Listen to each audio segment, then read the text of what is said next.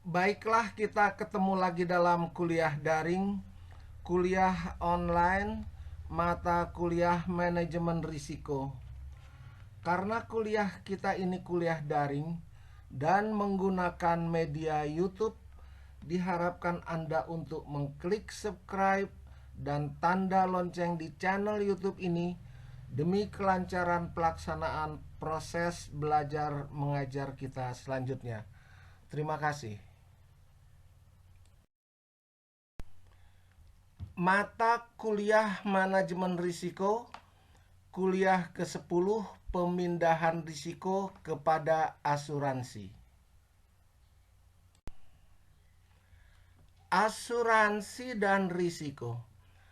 Asuransi merupakan salah satu teknik untuk mengelola risiko yang cukup banyak digunakan. Asuransi bisa dipandang sebagai alat di mana individu bisa melakukan transfer risiko ke pihak lain, dalam hal ini perusahaan asuransi. Pihak asuransi, penanggung, akan mengakumulasi dana dari individu atau tertanggung untuk memenuhi kebutuhan keuangan yang berkaitan dengan kerugian yang muncul.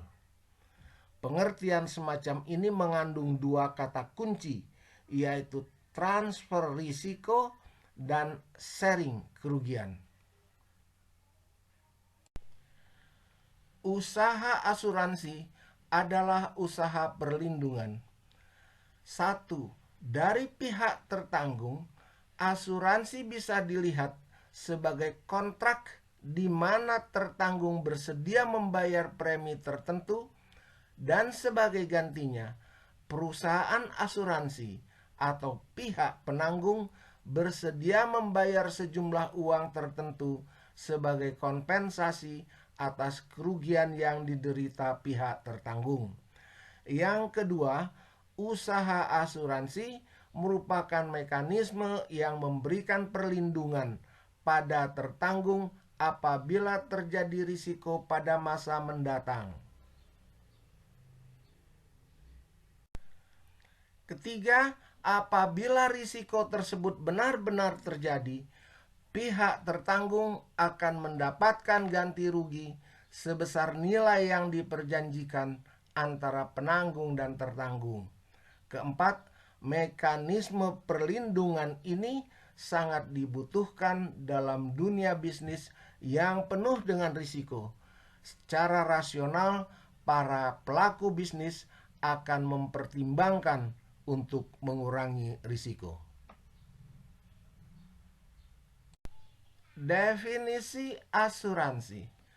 Menurut Desi Danarti, di dalam bukunya tahun 2011 halaman 6, asuransi atau yang dalam bahasa Belanda verzekering berarti pertanggungan.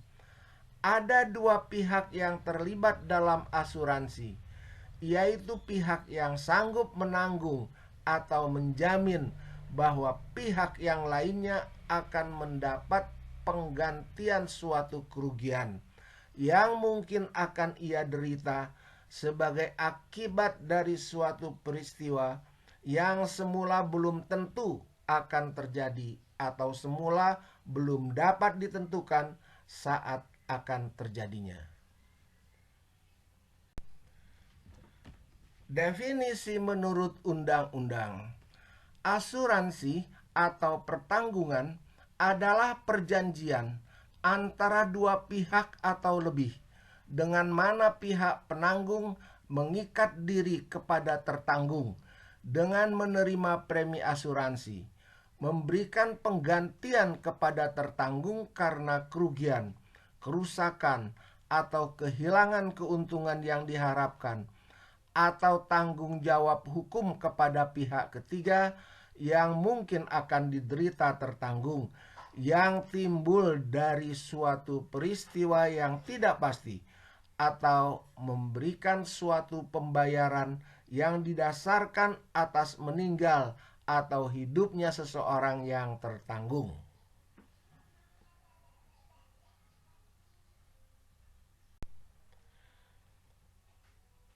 Dalam dunia asuransi ada 6 macam prinsip dasar yang harus dipenuhi, yaitu yang pertama insurable interest, utmost good faith, proximate cause, indemnity, subrogation, dan contribution. Yang pertama, insurable interest, yaitu seseorang yang mengasuransikan harus mempunyai kepentingan interest atas harta, benda, atau objek yang dapat diasuransikan, insurable. Objek yang diasuransikan juga harus legal dan tidak melanggar hukum serta masuk dalam kategori layak. Apabila suatu saat terjadi musibah atau masalah yang mengakibatkan objek yang bersangkutan menjadi rusak, maka pihak yang mengasuransikan akan mendapatkan ganti rugi finansial. Prinsip dasar kedua, utmost good faith, iktikat baik sepenuhnya. Suatu tindakan untuk mengungkapkan secara akurat dan lengkap semua fakta-fakta material fact mengenai sesuatu yang akan diasuransikan, baik diminta maupun tidak. Artinya, seorang penanggung harus dengan jujur dan terbuka menerangkan secara jelas serta benar atas segala sesuatu tentang objek yang diasuransikan. Prinsip asuransi yang satu ini juga menjelaskan tentang risiko-risiko yang dijamin maupun yang dikecualikan, termasuk segala persyaratan dan kondisi pertanggungan secara jelas dan teliti. Prinsip dasar yang ketiga adalah proximate cause. Proximate cause, suatu penyebab utama aktif dan efisien yang menimbulkan suatu kerugian dalam sebuah rangkaian kejadian. Ketentuan klaim dalam prinsip asuransi ini adalah apabila objek yang diasuransikan mengalami musibah atau kecelakaan, maka pertama kali yang harus dan akan dilakukan pihak perusahaan asuransi adalah mencari penyebab utama aktif dan efisien yang dapat menggerakkan suatu rangkaian peristiwa tanpa terputus yang akhirnya menimbulkan kecelakaan tersebut. Dari pertimbangan tersebut baru dapat ditentukan jumlah klaim yang diterima oleh pemegang polis. Prinsip dasar yang keempat, indemnity, suatu mekanisme yang mengharuskan penanggung menyediakan kompensasi finansial atau ganti rugi dalam upayanya menempatkan tertanggung dalam posisi keuangan yang ia miliki sesaat sebelum terjadinya kerugian. Ada dalam Kitab Undang-Undang Hukum Dagang pasal 252, 253 dan dipertegas dalam pasal 278. Meskipun demikian, prinsip asuransi indemnity ini juga memiliki ketentuan yang menyatakan bahwa pihak perusahaan asuransi tidak berhak memberikan ganti rugi lebih besar atau lebih tinggi dari kondisi keuangan klien atas kerugian yang dideritanya. Contohnya, jika terjadi musibah sakit, maka perusahaan asuransi akan membayarkan atau reimburse biaya rumah sakit sesuai dengan tagihan yang telah dibayarkan sebelumnya. Prinsip dasar yang kelima adalah subrogation. Subrogation adalah pengalihan hak tuntut dari tertanggung kepada penanggung setelah klaim dibayar. Prinsip subrogasi diatur dalam pasal 284 Kitab Undang-Undang Hukum Dagang yang berbunyi, apabila seseorang penanggung telah membayar ganti rugi sepenuhnya kepada tertanggung, maka penanggung akan menggantikan kedudukan tertanggung dalam segala hal untuk menuntut pihak ketiga yang telah menimbulkan kerugian pada tertanggung. Prinsip dasar yang keenam adalah contribution. Contribution yaitu bila pihak tertanggung mengasuransikan sesuatu objek ke beberapa perusahaan asuransi, maka akan ada apa yang dinamakan kontribusi dalam pemberian proteksi dari masing-masing perusahaan tersebut. Contohnya, jika seorang tertanggung mengasuransikan satu unit beserta isi kendaraan dengan total nilai 200 juta kepada 3 perusahaan asuransi dengan nilai asuransi ke perusahaan A 200 juta, perusahaan B 100 juta, dan perusahaan C 100 juta. Maka jika terjadi kecelakaan atau hal lain yang dapat membuat kendaraan tersebut rusak atau hancur, maka jumlah total ganti rugi yang akan didapatkan seorang tertanggung menurut prinsip asuransi ini adalah dari perusahaan A 200 juta dibagi 400 juta dikali 200 juta sama dengan 100 juta. Perusahaan B 100 juta dibagi 400 juta dikali 200 juta sama dengan 50 juta. Perusahaan C 100 juta dibagi 400 juta dikali 200 juta sama dengan 50 juta. Jadi total yang diterima adalah sebesar 200 juta rupiah.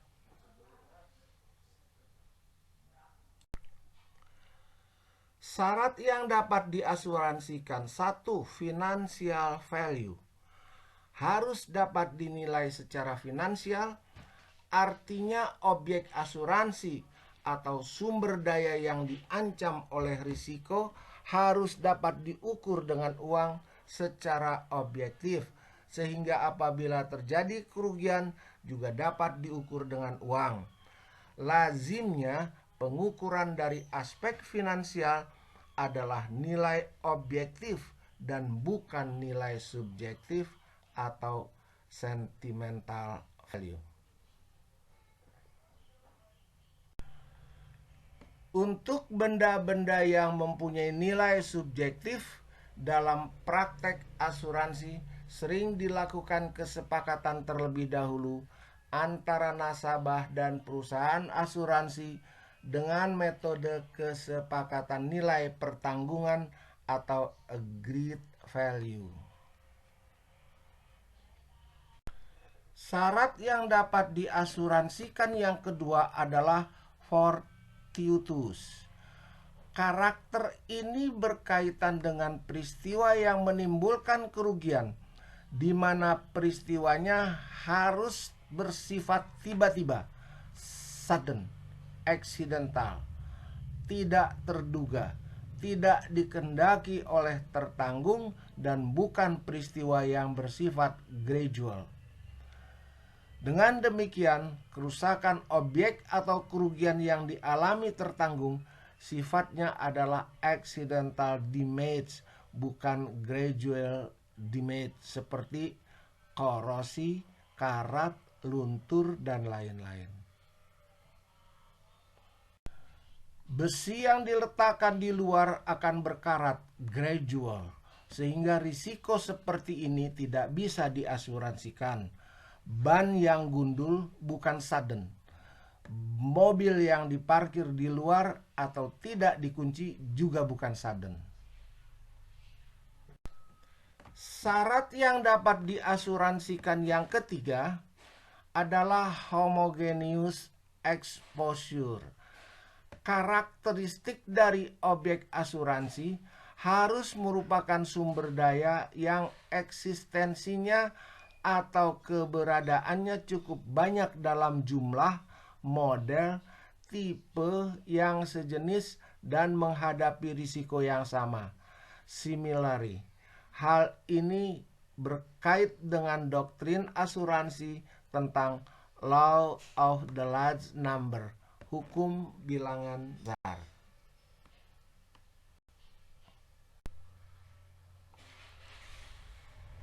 Syarat yang dapat diasuransikan yang keempat adalah pure risk only.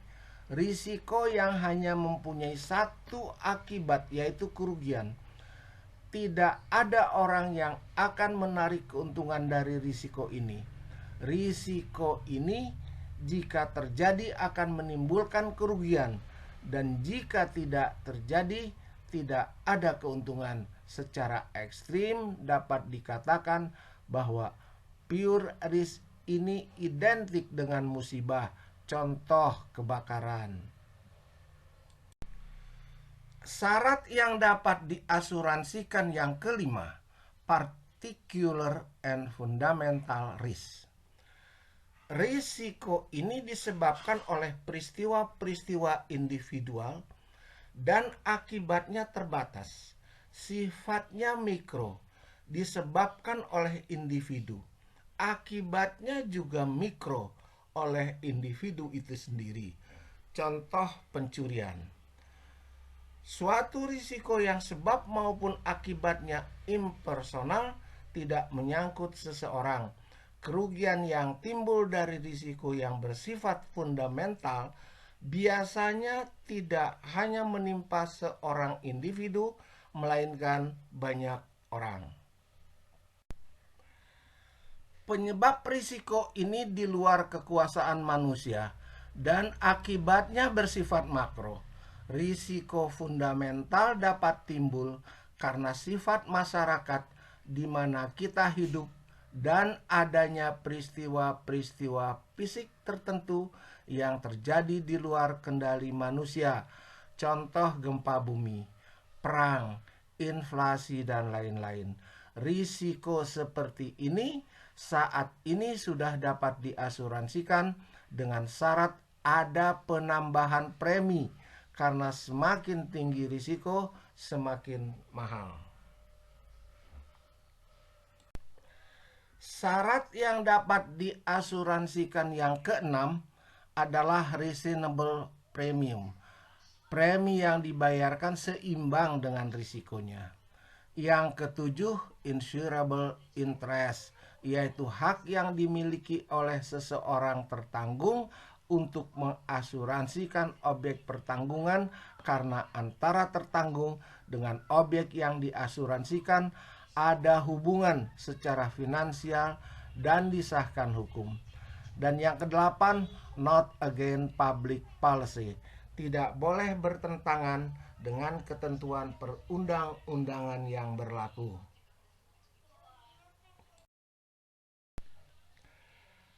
Demikianlah kuliah ke-10 pada hari ini untuk mata kuliah manajemen risiko. Pahami, dengarkan berulang-ulang, dan akan kita lanjutkan nanti pada kuliah-kuliah kita berikutnya. Semoga bermanfaat untuk kita semua. Sekian dan terima kasih. Kalau Anda suka, Anda senang, jangan lupa untuk klik subscribe, klik tanda lonceng, dan share. Sekali lagi terima kasih. Wallahu muwaffiq ila aqwamit thoriq. Wassalamualaikum warahmatullahi wabarakatuh.